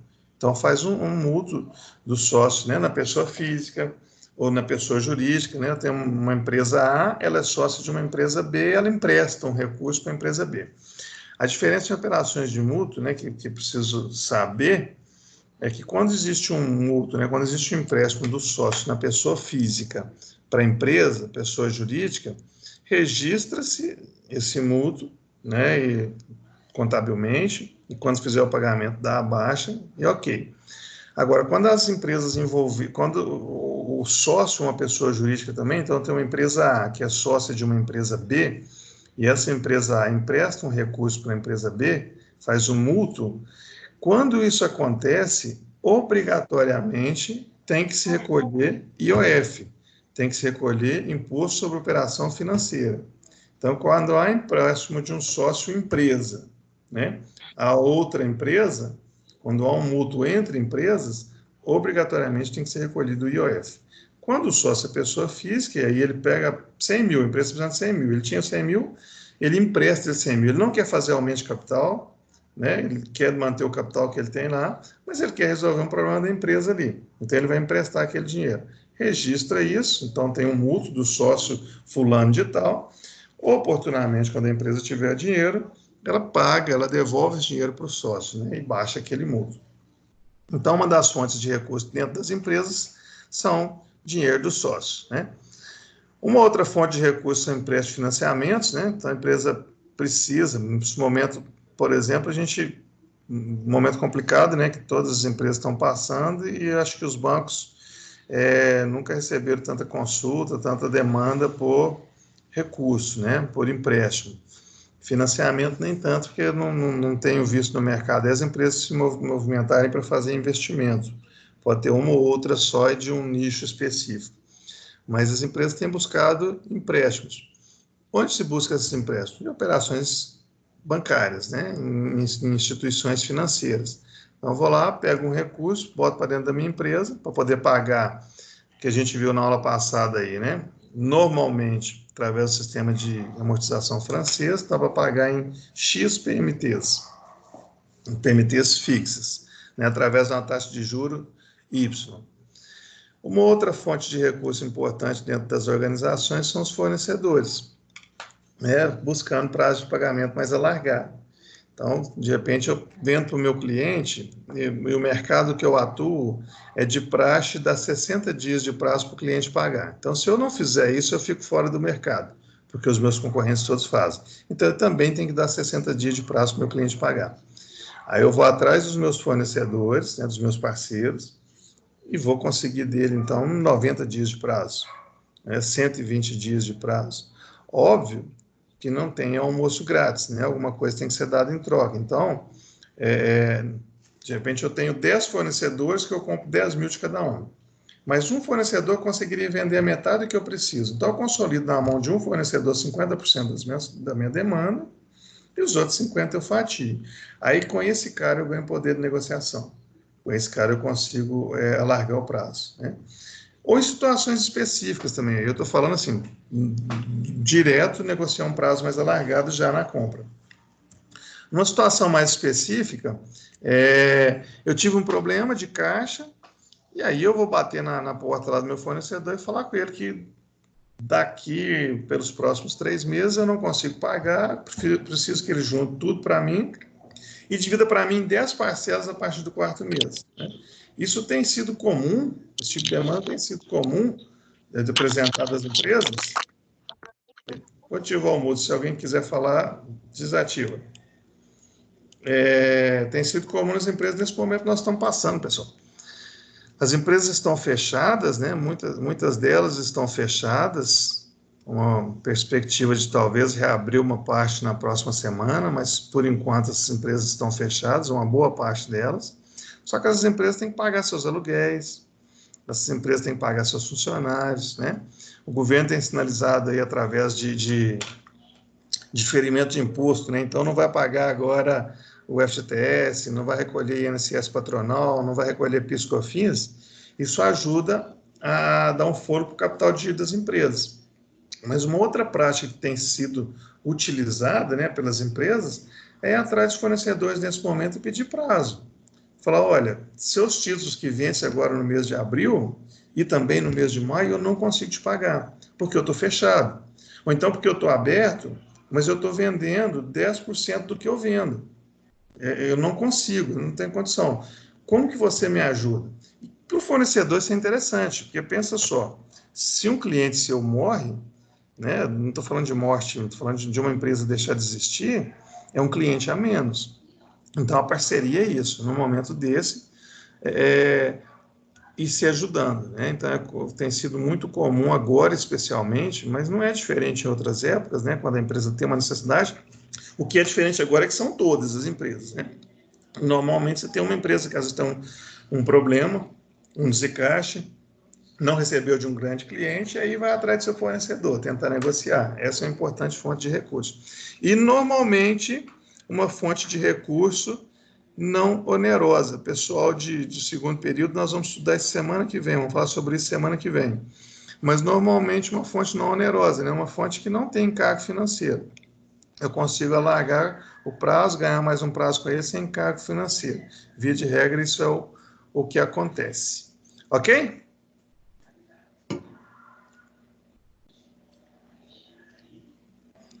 Sim. Seguindo aqui, então. As aplicações e os investimentos, então, são recursos que a empresa aplica, né, para poder desenvolver suas atividades, né? A gente está vendo lá em capital de giro que a função do... E nós falamos aqui também, no início dessa disciplina, a função do gestor financeiro é maximizar o resultado da empresa, né? Essa maximização, ela passa, então, por quê? Por investimentos. Eu vou abrir uma nova filial, eu vou modernizar a minha linha de produção, eu vou dobrar o meu galpão. Então, quando... Na condição de gestor financeiro, né, a gente está tomando esse tipo de decisão, ou quando chega um projeto para a gente poder definir, né, aí o pessoal do quarto agora, a gente falou sobre isso em análise de investimento, né, para poder tomar decisão, né, go, não go, vou fazer, não vou fazer esse projeto, essa decisão é sempre tomada no intuito de maximizar o retorno da empresa. Né? Então, eu tenho 2 projetos, A e B, qual que dá mais resultado? Eu vou seguir por ele. Né?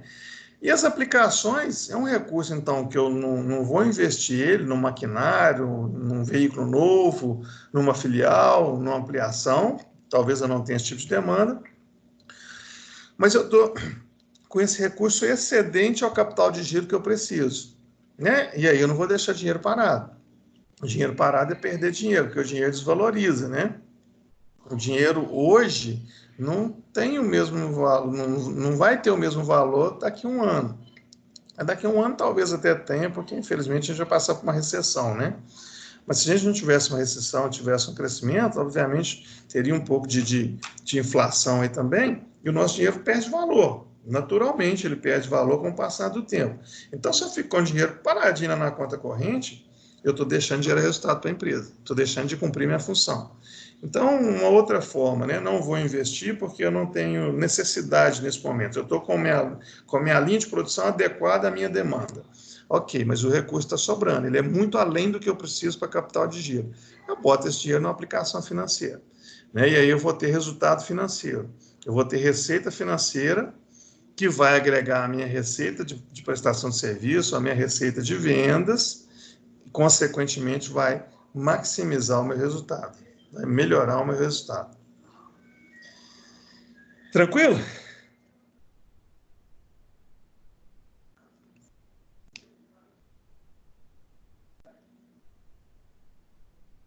Sim? Sim. Dúvidas, pessoal? Alguma pergunta sobre tudo isso que a gente falou, sobre a tesouraria, sobre o que vocês, enfim, pensavam que fosse, ou pensam, ou que surgiu agora a partir desse bate-papo? Tem até aqui, eu chamei de exercício, mas não é bem exercício, não. Um bate-papo aqui, né? Pedindo para descrever como é que, óbvio, se puder, né? E não precisa citar o nome da empresa. Como é que é a tesouraria de uma empresa que você trabalha, ou algum amigo ou parente, mas não apenas essa pergunta aqui, mas alguma coisa dentro do que a gente foi falando aí, que foi surgindo e, enfim, que eu não coloquei e quer perguntar aqui agora, ou quer colocar, ou quer sugerir, enfim.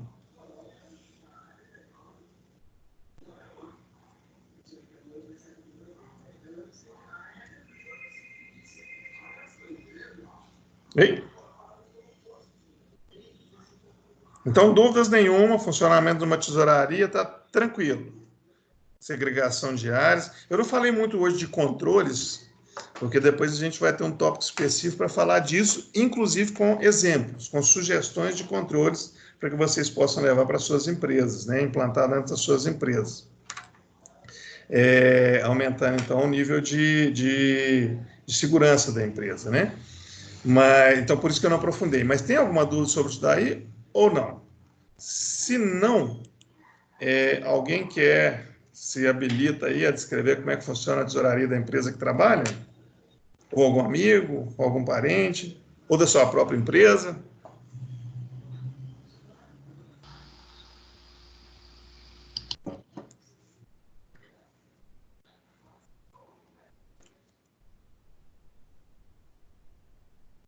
Não? Eu não faço ideia como é que funciona a tesouraria lá da minha empresa, não, viu, professor? Porque a empresa é grande. Tem E acesso, aí, não?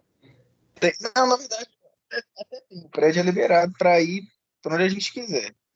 Só que não faço ideia mesmo de como é. Pelo que você está me falando aí, a tesouraria é onde eu trabalho, né? Que no caso é contas a receber. Parece que tem uma certa diferença, mas dá a entender que o fluxo de caixa é onde a gente está.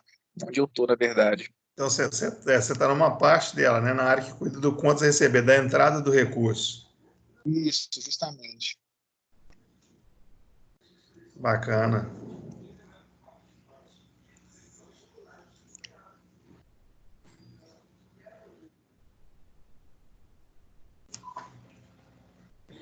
A Bárbara está falando aí no chat, não sei se todos estão acompanhando no chat, mas ela está falando aí no chat aí.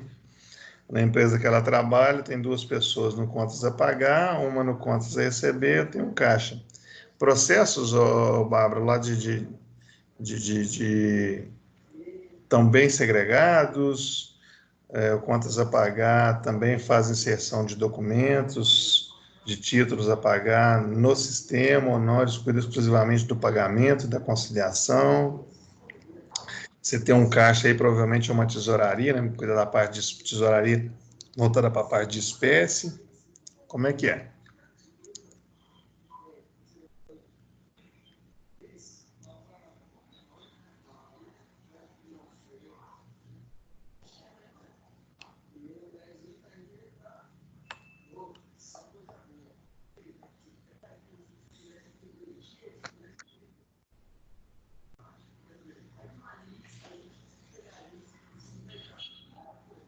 De pequena despesa, ou compras eles fazem também?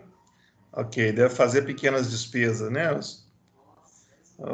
Como eu dei o exemplo, comprou, manda fazer uma chave, aí obviamente não vai mandar isso lá para o compras para fazer uma ordem de compras, faz o pagamento e abaixa.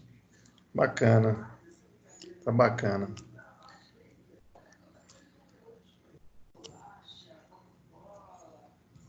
Isso, legal. Bem, então é isso, pessoal. Para quem não tinha uma visão, né? Isso aqui para a gente poder dar uma introduzida aí na...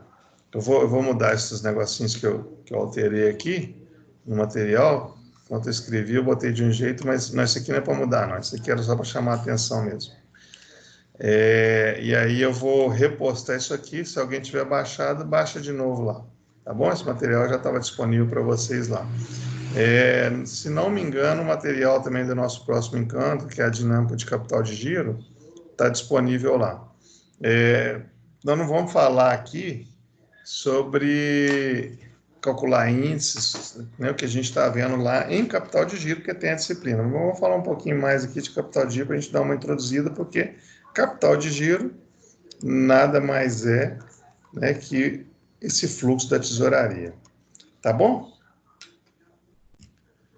Hoje fomos um pouco mais rápido, né, mais curto, mas eu sugiro a gente encerrar por aqui e começar desde o início aqui na próxima aula, para a gente poder pegar o conteúdo, né, e dar uma sequência nele aqui, que a gente vai falar, como eu disse para vocês, de ativo, passivo, circulante, cíclico, errático, entender o que é isso daí. Então, para a gente começar do zero aqui. Mas esse material já está disponível para vocês, quem quiser já ainda dar uma lida, lá de saldo de tesouraria, enfim, aí a gente dá uma trabalhada nisso aqui na próxima aula e a gente passa a régua por aqui hoje, beleza? Professor, só uma dúvida. Oi, claro, pode falar, Gabriel. O seu áudio tem falhado para mim. Gabriel, seu áudio tem falhado para mim às vezes. Mas vamos lá, qualquer coisa, se eu não entender, eu te paro aí, você fala de novo. Ele está travando ou está melhor? Ele tem dado umas pausadas. Tá. Deixa eu te perguntar. Lá na minha empresa, tem a área de contas a receber, contas a pagar, tem a tesouraria e tem a área de suprimentos, cara. A área de suprimentos, ela, assim, não sei, né? Não sei se varia de empresa para empresa, mas a área de suprimentos, ela está dentro da tesouraria ou é um departamento próprio também? Não, eu entendo, Gabriel, que o mais saudável é que seja separado, com gestões separadas. Sim. Para mim, quem compra não paga e quem paga não compra. Eu não estou dizendo que é caloteiro, não, né? Só ficando bem claro. Eu estou dizendo assim que não pode ser a mesma pessoa ou a mesma área. Eu tenho que ter totalmente segregado e com gestão segregada. Então, a área de compras, né, a área de suprimentos é uma com uma gestão e a área de tesouraria, a área financeira é outra com outra gestão. Elas são segregadas. Sim. Aí, nesse caso particular da minha empresa, eu não tenho ideia, então, de como é que funciona. Porque, assim, a gente tem contato com todo mundo. Da mesma diretoria, a gente tem contato praticamente com todo mundo, né?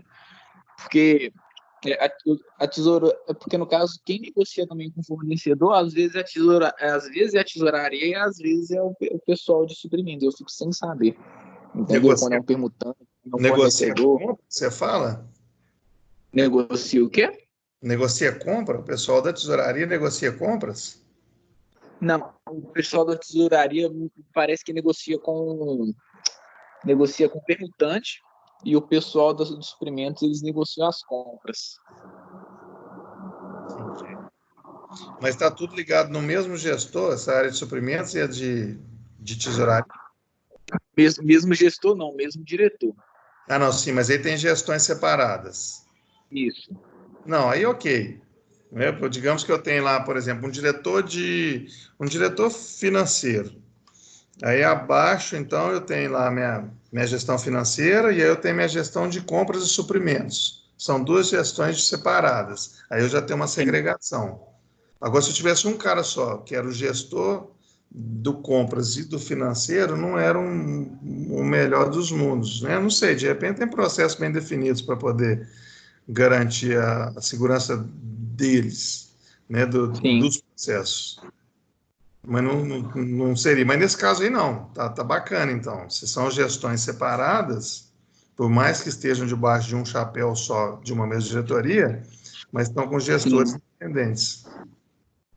Sim, só tem um diretor, óbvio, e um superintendente.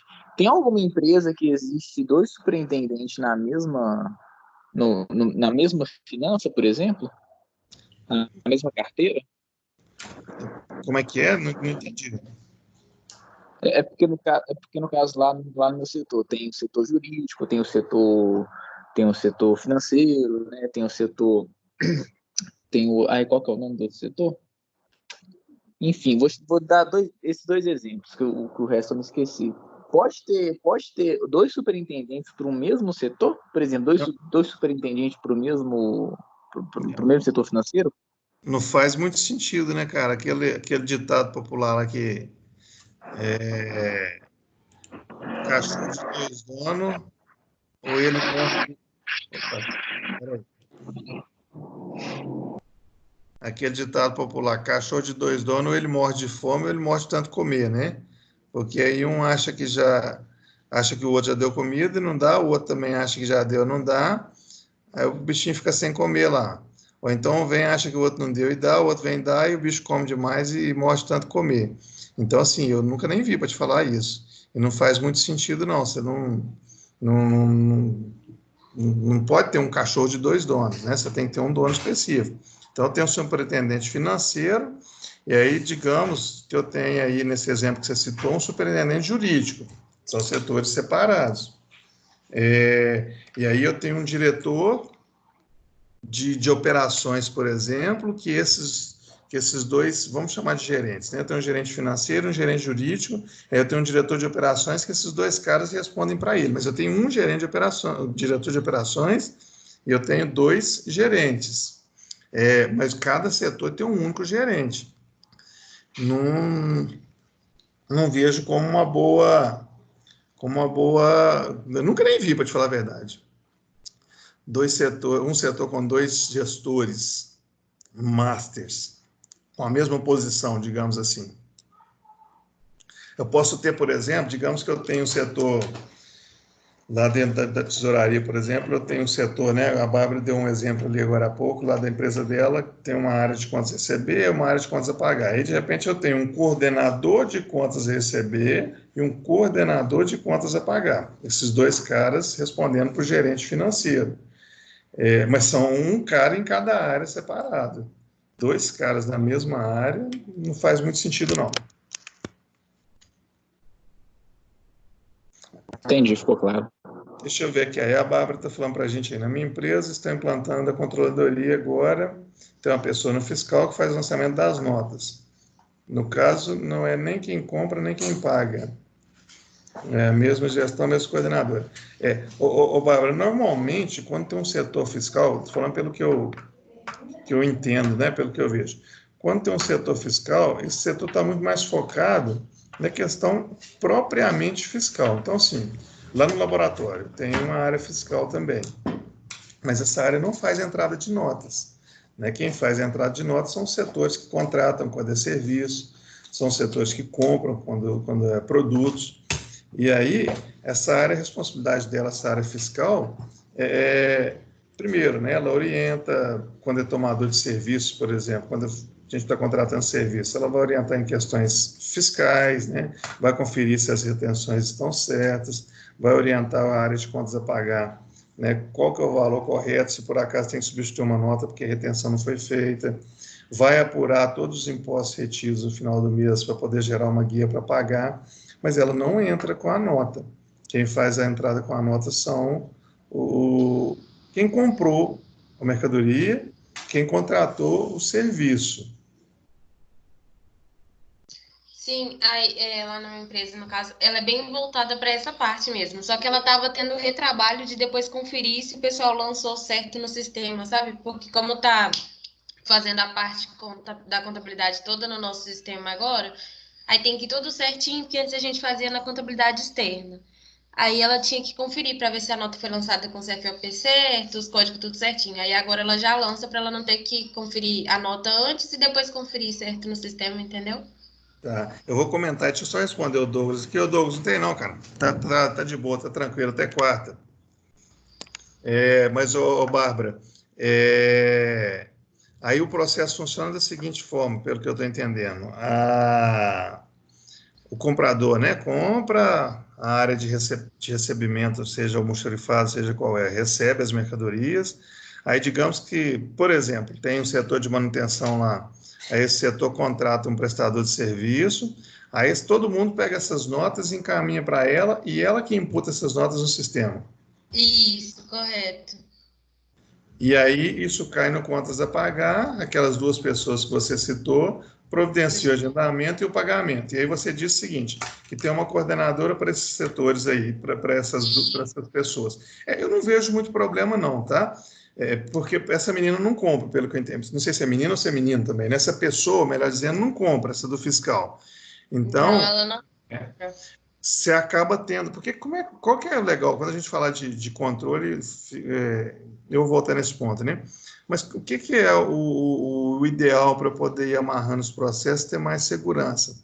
Eu ter várias checagens, né? Então, eu tenho um que fiscaliza o outro, e não é no sentido de fiscalizar, deixa eu ver se esse cara está fazendo errado, se esse cara está fazendo certo, não. Mas você passa por algumas alçadas que vai garantindo que o processo está correto. Então, a partir do momento que eu tenho o cara lá que compra, e não é ele que recebe, aí o cara que recebe o produto, não é ele que paga, e o cara que paga não é ele que imputa o documento, o fato dessa menina, dessa pessoa, melhor dizendo, está imputando o documento, mas não foi ela que comprou, e aí eu tenho minha área de contas a pagar lá, né? Que com certeza aí eles têm independência, essas pessoas, eu não vejo muito problema, não.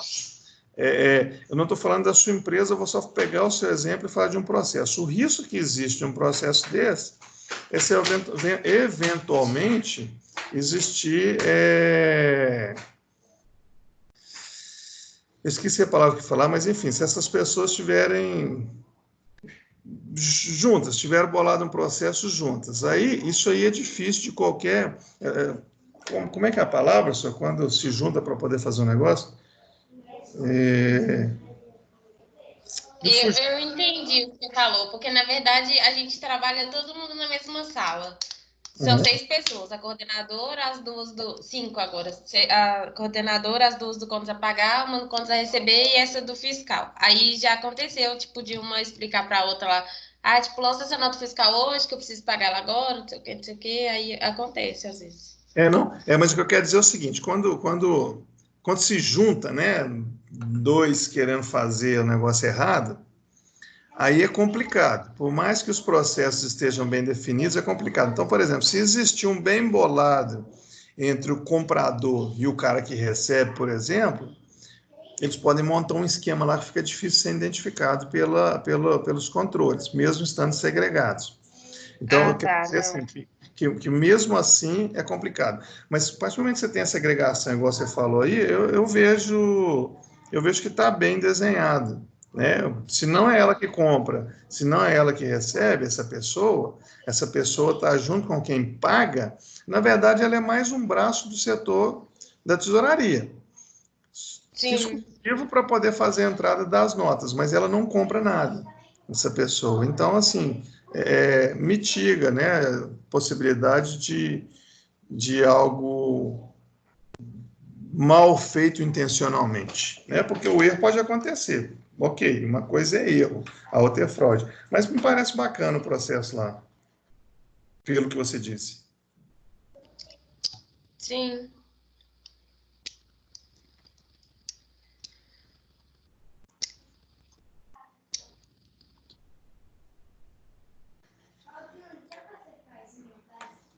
E aí, pessoal, mais alguma?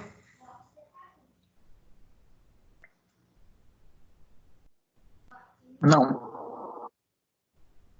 Tranquilo aí, Gabriel, pessoal? Tranquilo.